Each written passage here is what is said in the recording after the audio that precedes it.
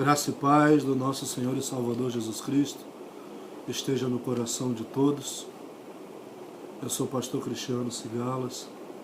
Estou aqui mais uma vez para compartilhar com todos a palavra do Senhor.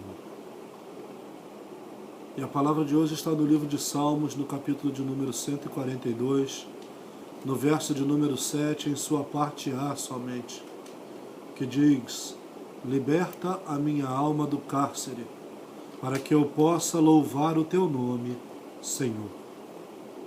E quando nós colocamos esta palavra, liberta a minha alma do cárcere, Davi estava se sentindo preso dentro da sua alma. Deus não está falando nesta noite para quem já esteve preso em presídios ou detido em alguma coisa da sua liberdade. Nós estamos falando hoje de uma prisão que muitas pessoas vivem e as quais estas também estão dentro da igreja. Prisões de alma, aprisionados à sua própria alma, aprisionados ao seu próprio eu, aprisionados ao seu próprio querer. E existem 7 coisas que a prisão pode nos trazer, além de nos privar da liberdade. A primeira delas é que ela nos amargura, ela nos deixa triste, ela nos traz tristeza, estarmos presos e privados de uma liberdade. Tem pessoas que se sentem solitárias, embora estejam em meio de um monte de pessoas, mas a solidão ainda persiste dentro dela, porque elas estão aprisionadas dentro da sua própria alma, dentro do seu próprio eu. E o que Deus quer falar hoje é sobre prisão de alma, para que você possa, depois de liberto, libertar a outros através desta palavra. A primeira coisa, como nós já dissemos, que a prisão ela traz é a amargura. E uma pessoa amargurada, o segundo sentimento que vem logo após a amargura é o esmorecimento, é a fraqueza, é a frieza. Quando você está amargurado, muitas vezes você não consegue nem conversar com Deus. Tamanha é a sua amargura. Às vezes nós colocamos a culpa em Deus daquilo que acontece conosco. Quando a Bíblia diz no livro de Provérbios: de que se queixa, pois, o homem, senão dos seus próprios erros. A gente precisa entender que a vontade de Deus ela é soberana para mim e para a tua vida.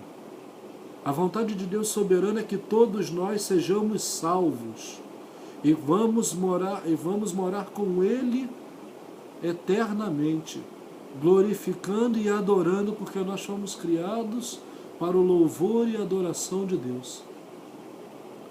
Mas para que a vontade soberana de Deus aconteça, existe uma vontade chamada permissiva de Deus.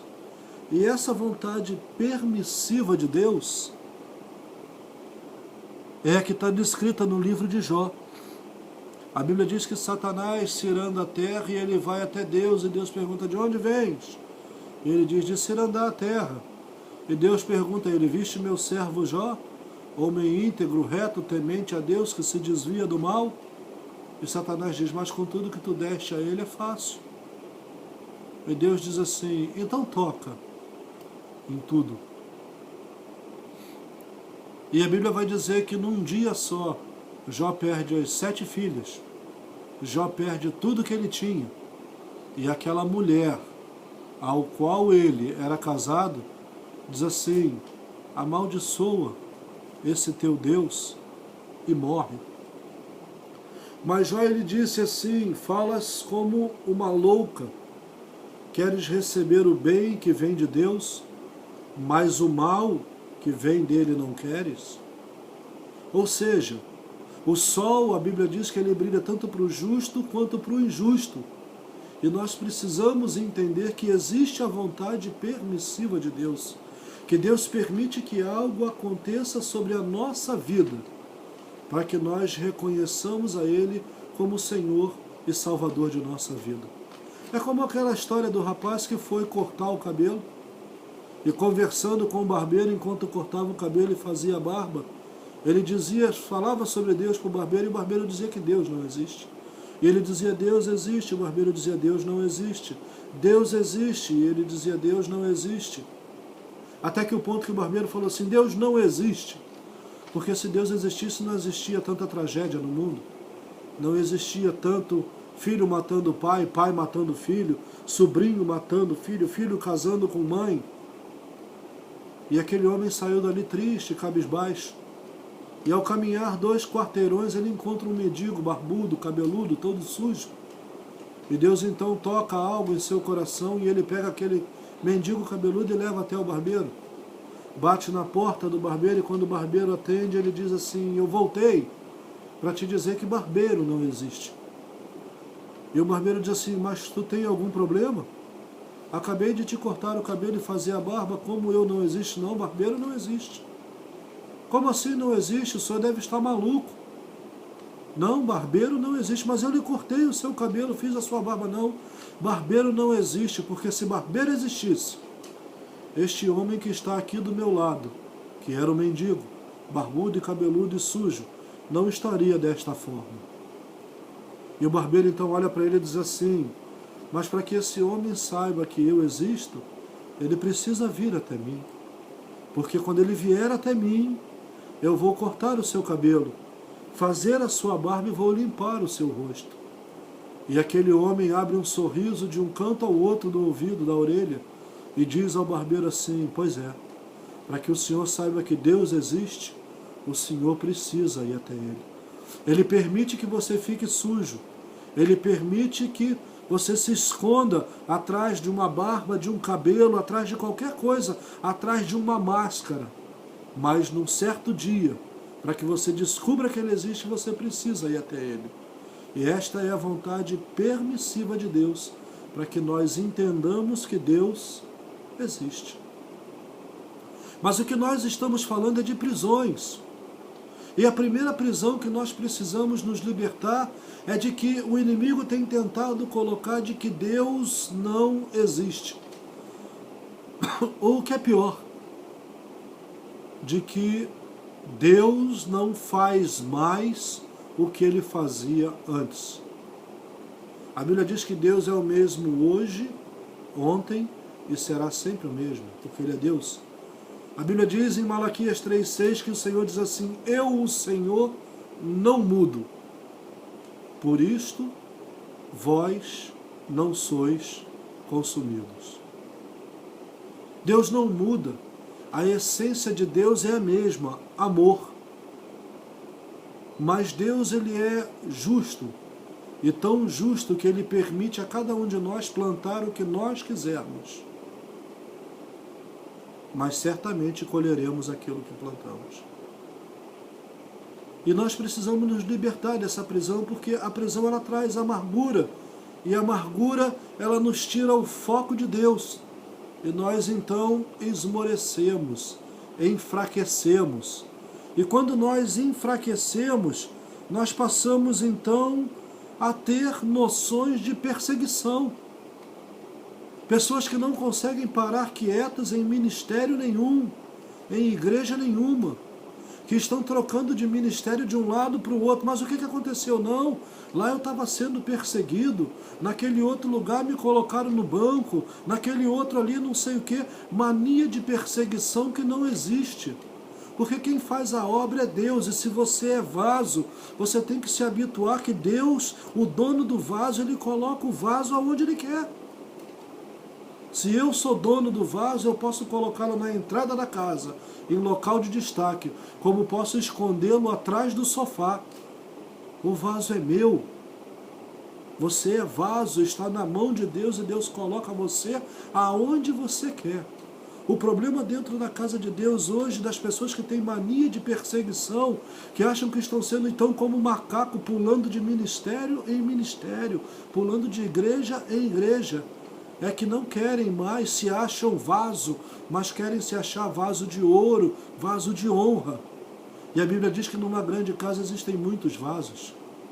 Uns de ouro, outros de prata, uns de madeira e outros de barro.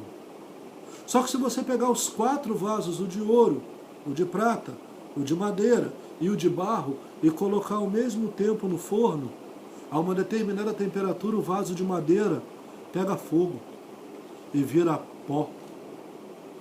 Tem muito crente hoje, eu digo crente, não cristão. Crente é uma coisa, cristão é outra. E nós vamos entender no final dessa ministração qual é a diferença de crente e de cristão.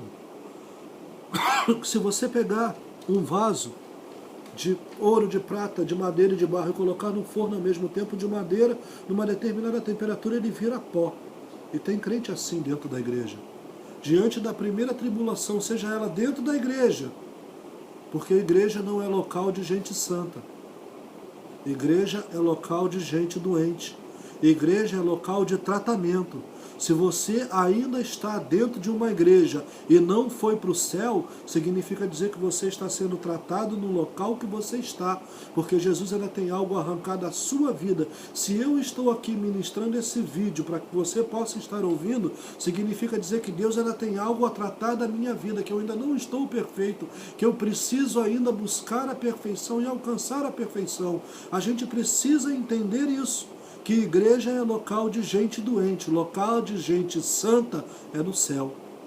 Local de gente perfeita é na glória com Deus. Então é tempo de você entender que você não pode esmorecer e estar pulando de igreja em igreja, pulando de trabalho em trabalho, pulando de casamento em casamento, pulando de coisa em coisa. É tempo de você fixar o seu olhar em uma coisa e aquilo que você almejar, você continuar. Não é tempo de voltar atrás. Porque depois da mania de perseguição, nós temos a sensação de abandono. Por quê? Já pulamos de tantos ministérios, já saímos de tantas igrejas, que agora fica até difícil na cidade que você está, você congregar em algum lugar. Porque ninguém mais confia na tua palavra. Já fica até difícil para você que teve 3, 4 casamentos, alguém acreditar que você queira algo sério. Já fica até difícil para você que já pulou para 3, 4, 5, 6 empregos, alguém acreditar que você quer trabalhar sério. Porque você, diante da tribulação, você é vaso de madeira. Você vira cinza, some, desaparece. Tem aqueles vasos de ouro e de barro, mas quando o forno aquece mais, o ouro e a prata, eles derretem. E é aquele crente agora com pensamento de abandono. Eu não vou na igreja há 2 dias. E o pastor não ligou para mim para saber como é que eu estou. Quando eu era menino, andava como menino, falava como menino. Mas agora você cresceu, amado. Não podeis mais andar segundo coisas de menino. Você conhece o caminho, você sabe o dia de culto da sua igreja. Você sabe aonde tem culto. É tempo de você parar de querer comer à la carte, sentado num restaurante com um garçom te servindo. É tempo de você aprender a comer self-service. Porque o banquete de Jesus de Nazaré, ele é self-service, já está tudo pago. Jesus pagou um alto preço, derramou todo o seu sangue na cruz do Calvário, pela minha e pela tua vida. É tempo de você aprender a comer self-service. Não é tempo de você estar dizendo, eu não vou na igreja tem 2 semanas. O pastor não ligou para saber como é que eu estou. Amado, você conhece o caminho da sua igreja. Você sabe como é que faz para chegar lá. Você sabe quais são os dias de culto. É preciso entendermos isso, esse sentimento de abandono que ronda. É preciso de um caráter tratado. Elias passou por isso. O grande profeta Elias passou por isso. Diante de tudo que ele tinha feito, uma mulher disse para ele algo, e ele se tranca numa caverna e pede a Deus a morte. Senhor, me leva, porque só restou eu, Senhor. Deus diz assim, meu filho, restaram mais de 7.000. Levanta, come e bebe, porque tem água e pão na brasa para você. E levanta e come, porque é muito grande a tua caminhada. A tua caminhada nem começou, mas você quer ser vaso de madeira. Diante da primeira tempestade você pula. Diante do primeiro problema, do primeiro calor, do primeiro aquecimento, da primeira tribulação dentro da igreja, no seu trabalho, no seu casamento, na sua casa, no meio dos teus amigos, você salta fora. Ou então você derrete como vaso de ouro e de prata. Você precisa ser vaso de barro, porque o vaso de barro, quanto mais calor, quanto mais quente, mais forte, mais resistente ele é. Depois que você fica amargurado, esmorece, tem mania de perseguição, você começa com um sentimento de abandono. Aí do sentimento de abandono começa a gerar tristeza, depressão, melancolia, sentimentos hoje que a medicina não trata mais como doença do físico, mas trata como doenças chamadas psicossomáticas, doenças que primeiro atingem o espírito, para depois atingir o físico. Doenças como o câncer, que são doenças por falta de perdão, pessoas que estão presas porque ainda não aprenderam a perdoar, não aprenderam a perdoar e nem a pedir perdão. Ser feliz ou ter razão é a pergunta. E muita gente vai responder ser feliz. Só que para ser feliz você precisa abrir mão da sua razão. Você precisa perdoar. Você precisa pedir perdão. Mas o primeiro perdão e a primeira perdoar que você precisa fazer é a si mesmo, porque tem gente que não consegue perdoar aos outros porque não consegue se perdoar, porque está preso num sentimento de autocondenação, porque eu fiz, a culpa é minha, isso aconteceu por isso, amado. O teu e o meu pecado foi jogado no mar do esquecimento por Jesus de Nazaré. É porque muita gente não entende isso. Como é que pode aquele homem assaltante, ladrão, ele agora está ministrando, é tanto eis isso, eis aquilo no meio do evangelho, no meio dos crentes? É porque aquele que se acha muito santo, que nunca fez nada disso, não tem a dignidade nem a humildade de reconhecer que Deus é grande e de que é Deus que faz. Você precisa aprender primeiro a se perdoar, porque você só pode perdoar alguém quando você se perdoa. Pessoas presas dentro de um sentimento de autocondenação. Pessoas que estão presas hoje dentro de um sentimento de autocomiseração. O que é isso? Ser miserável. Se colocar como eu não posso, eu não consigo, eu não sou capaz. Meu irmão, se Deus abriu a porta para você, vai em frente, porque quem capacita é Deus. Moisés, mas eu sou homem de duro falar, Deus. E Deus disse, abre somente a tua boca, que eu porei as palavras nela. Isaías disse, mas eu sou uma criança. Abre a tua boca, porque o meu Espírito falará em vós. O mundo aí fora diz aí que Deus não escolhe os capacitados, mas capacita os escolhidos. Deus, ele não aposta na sua vida, porque Deus não aposta na vida de ninguém. Deus, ele simplesmente elege. Você foi eleito por Deus. Então, esse sentimento de auto-miséria, de auto-rejeição, pessoas que são reprimidas porque traçaram sonhos, traçaram metas e aquilo não aconteceu, porque almejaram algo e aquilo não chegou a acontecer, aquilo nunca aconteceu. A Bíblia diz que há caminhos que ao homem parecem bons, mas no final são caminhos de maldição.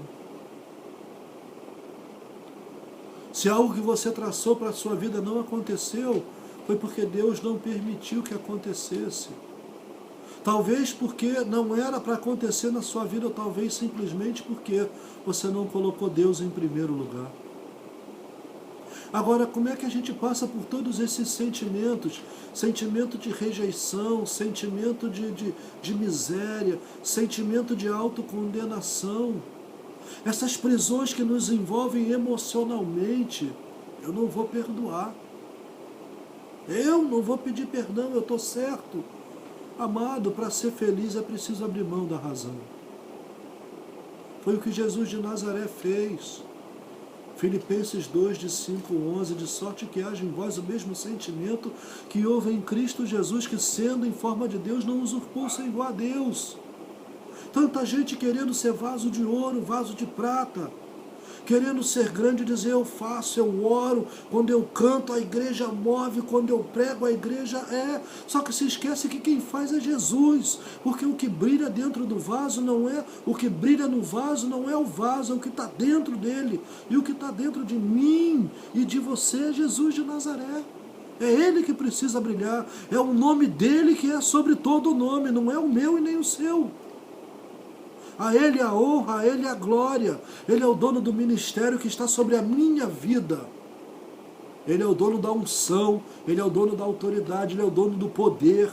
É Ele quem prega, é Ele quem canta, é Ele quem ministra, é Ele quem liberta, é Ele quem cura, é Ele quem transforma, porque Ele é o Verbo. E conhecereis a verdade vos libertará.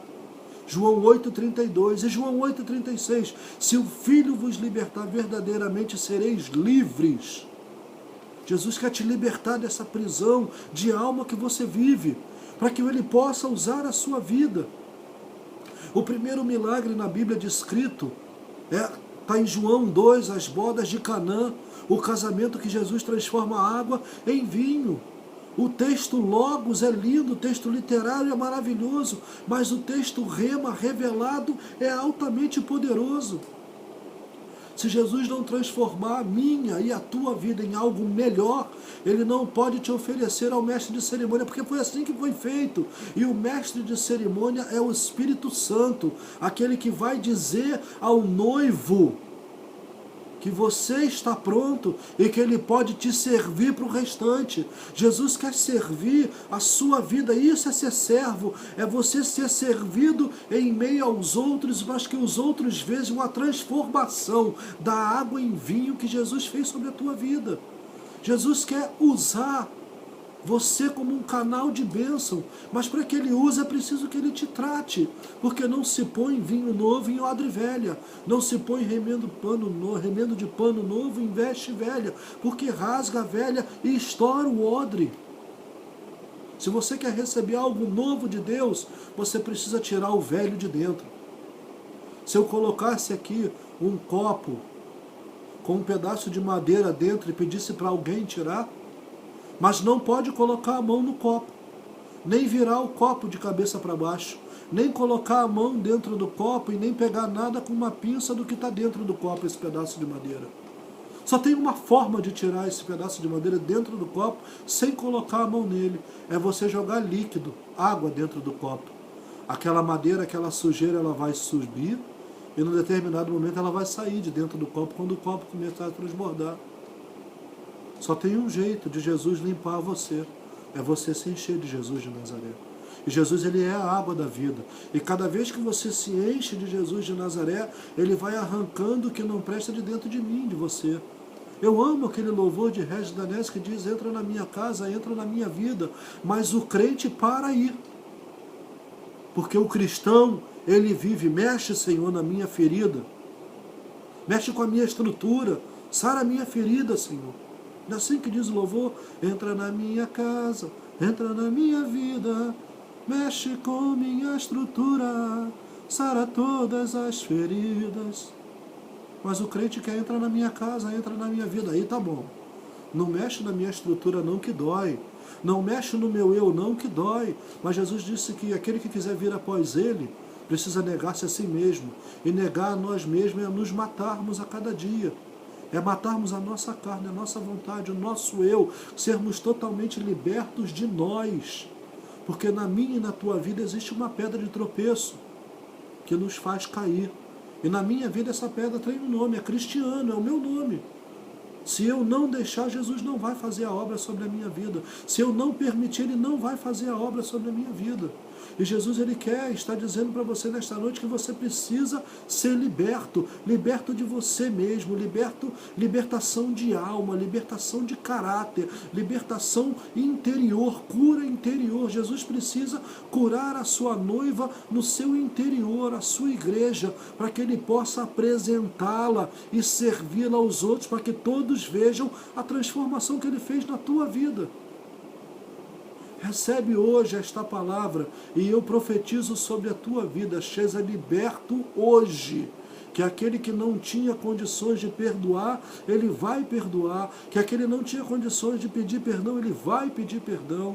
Que aquele que tinha sentimentos de miserabilidade, ele vai levantar a sua cabeça e vai começar a caminhar. Eu decreto hoje sobre a tua vida libertação do Espírito Santo, que a água que é Jesus de Nazaré adentre sobre a tua vida agora, na autoridade do nome de Jesus, e toda a sujeira venha para fora, ao ponto de transbordar e sair. Agora presta atenção, porque a Bíblia diz em Provérbios 18, 23, que aquele que confessa e deixa alcança misericórdia, mas aquele que encobre as suas transgressões nunca prosperará. Por isso que está cheio de crente que não prospera no ministério, no casamento, no trabalho, na vida financeira. Está todo amarrado, porque está encobrindo transgressão, está guardando lixo dentro de si. É tempo de você botar para fora, porque a Bíblia diz que se com a tua boca confessares e com o teu coração creres que Jesus ressuscitou dos mortos,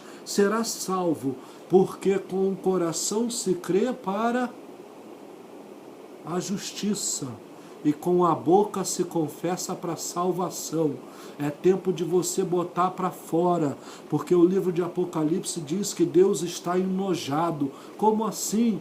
Tenho visto as tuas obras, posto que não é quente nem frio, és morno. Deveras fosse quente ou frio, mas como és morno, estou a ponto de vomitá-lo. E você só vomita algo que tem nojo. Deus está enojado da sua igreja. Deus está enojado do seu povo hoje, porque o seu povo não quer ser tratado, não quer deixar Deus arrancar o que não presta de dentro, não quer jogar para fora aquilo que não presta, está se escondendo em meio à sua imagem de eu sou, eu faço, eu era, eu acontecia, e está escondendo, guardando tudo lá no fundo. Só que Deus quer fazer uma faxina, e quando você faz faxina, você arrasta todos os móveis do lugar e retira a poeira lá do canto que já acumulou.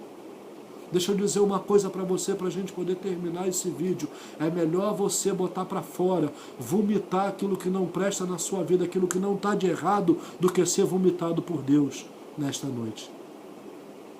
Eu quero agradecer a você pela paciência de ouvir essa palavra, e que essa palavra possa ter entrado no teu coração. Se você quiser, os meus telefones estão aí, no meu canal do YouTube, no Facebook, Pastor Cristiano Cigalas, no blog, pastorcristianocigalas.blogspot.com.br, no Twitter, Pastor Cristiano Cigalas, na comunidade chamada Servos do Rei Jesus Cristo, e no grupo do Facebook chamado Servos do Rei Jesus Cristo, palavra que gera vida, porque a palavra de Deus ela tem que gerar vida na sua vida. E Deus, Ele é vida em abundância para você nesta noite. E eu profetizo nesta noite cura interior sobre a tua vida, sobre a tua família, e libertação para ti e para os teus, mas libertação de você mesmo, em nome de Jesus. Amém.